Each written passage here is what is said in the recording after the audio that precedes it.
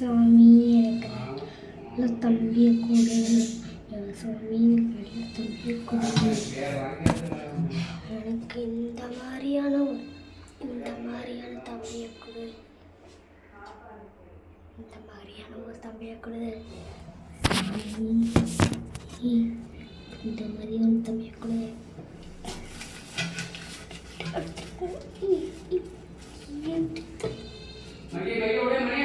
வரம்பா